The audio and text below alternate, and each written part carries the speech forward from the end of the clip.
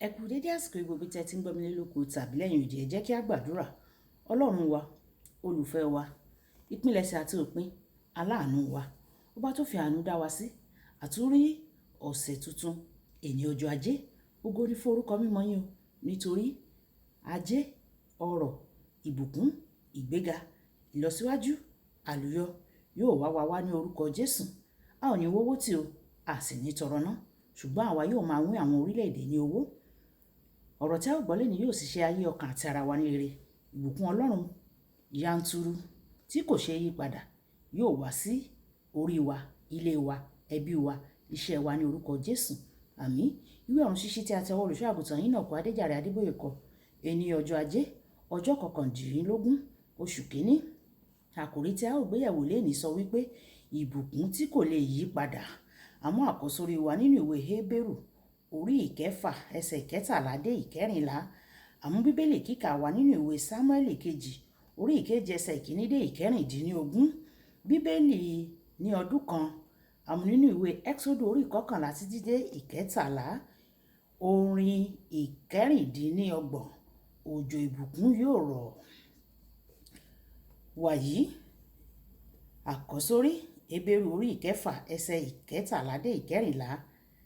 Nítorí nígbà tí Ọlọ́run ti ṣe ìlérí fún Ábúráhámù, tí kò ti rí ẹni tí ó pọ̀ ju òun láti fi búra, ó fi ara rẹ̀ búra. Ó wí pé, nítòótọ́ ní bíbùkún èmi yóò bùkún fún ọ, àti ní bíbí sí èmi yóò mú ọ bí sí. Nígbà tí a mú bíbélì kíkà wá nínú ìwé Sámúẹ́lì kejì orí 7 ẹsẹ̀ 1 dé 16. Ṣùgbọ́n a ò ṣe pépèpé nítorí àkókò wa. Ó sì ṣe nígbà tí ọba sì jókòó ní ilé rẹ̀, tí Olúwa sì fún ní ìsinmi yí káàkiri kúrò lọ́wọ́ gbogbo àwọn ọ̀tá rẹ̀. Ọba sì wí fún Nátánẹ́ẹ̀lì wòlíì pé, ṣàwo, èmi ń gbé inú ilé tí a fi kẹ́dárì kọ́, ṣùgbọ́n àpótí ẹ̀rí Ọlọ́run ó ń gbé inú ibi tí a fi aṣọ kọ́.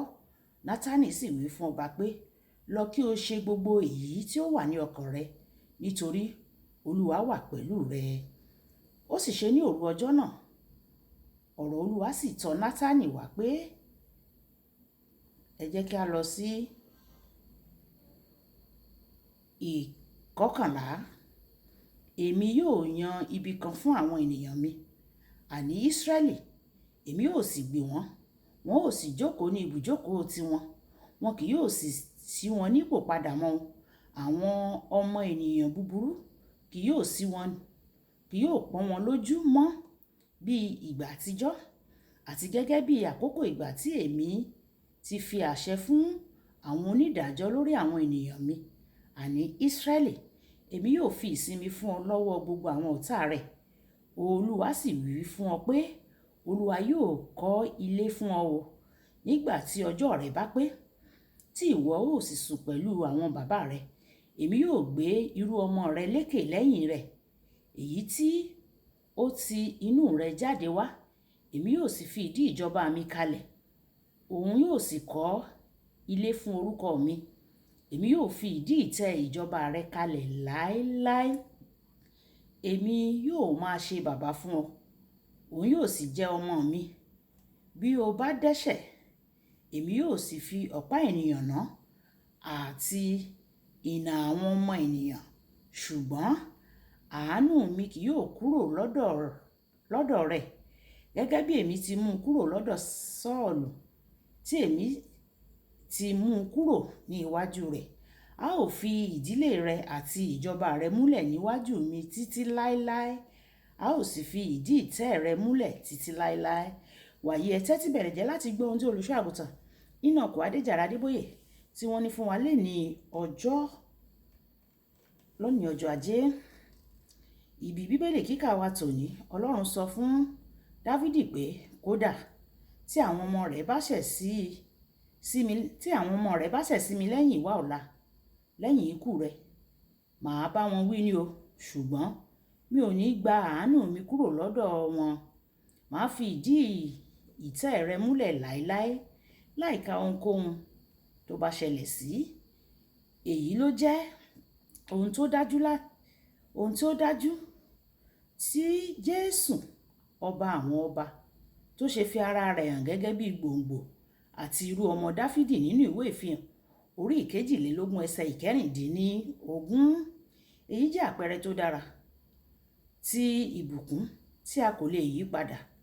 Tí a bá ka ibi bíbélì kíkà wa ò ní dáradára, wàá rí i pé ìlérí àti àsọyé Ọlọ́run yìí ó wá ní kété lẹ́yìn tí Dáfídì pinnu láti kọ́ ilé fún un. Èyí jẹ́ ohun tí ènìyàn kò tíì ṣe fún un ṣáájú ìgbà náà rí, tí wọn kò tíì ṣe fún Ọlọ́run. Nínú ìwé Genesis orí 22 ẹsẹ̀ 1 títí dé 8, Ọlọ́run fún Ábúráhámù ní ìdánwò kékeré kan nípa pé kí ó fi ọmọ rẹ̀ rúbọ. Nígbà tí Ábúráhámù ṣe àṣeyọrí nínú ìdánwò náà, Ọlọ́run ṣe ìbúra nípa ara rẹ̀ láti bùkún fún un. Mo fi ara mi búra, níwọ̀n bí ìwọ ti ṣe èyí, tí ìwọ kò fi ọmọ rẹ, àní ọmọ rẹ kan ṣoṣo dùn mí, ní tòótọ́ ní bùbùkún fún ọ èmi yóò bùkún fún ọ, àti ní bíbí sí èmi yóò mú ọ bí sí, bí ìràwọ̀ ojú ọ̀run àti bí iyanrìn etí òkun. Irú ọmọ rẹ yóò gba ẹnu ibodè àwọn ọ̀tá wọn, àti nípasẹ̀ irú ọmọ rẹ ni a ó bùkún gbogbo orílẹ̀-èdè ayé, nítorí tí ìwọ gbọ́rọ̀ sí mi lẹ́nu. Ìwé Genesis orí 22 ẹsẹ̀ 16 títí dé 18. Ọlọ́run kò nílò láti búra, nítorí pé lẹ́yìn tí Ọlọ́run bá sọ̀rọ̀ ó ti rí bẹ́ẹ̀, ṣùgbọ́n ó búra láti fi hàn pé ìbùkún tí òun kéde lórí Ábúráhámù yìí kò lè yí padà. Èyí fi hàn pé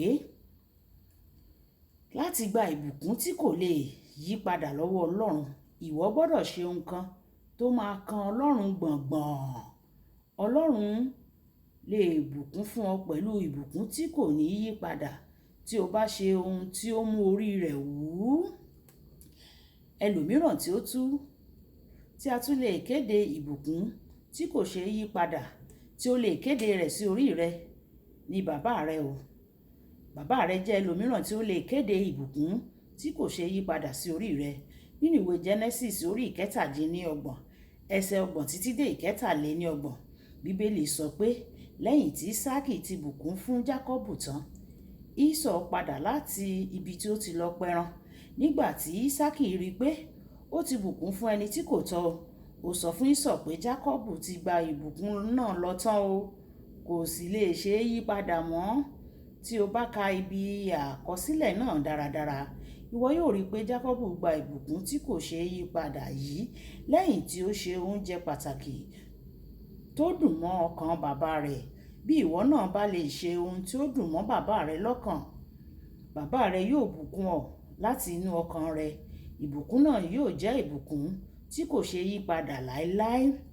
Àdúrà mi ni pé Ọlọ́run yóò fún ọ ní ìbùkún tí kò ní ṣe yí padà ní orúkọ Jésù. Kókó ọ̀rọ̀ ìṣe: ṣe ohun pàtàkì fún bàbá rẹ tàbí ẹni tí ó dàbí bàbá nínú ìgbésí ayé rẹ lónìí. Béèrè kó bùkún fún ọ.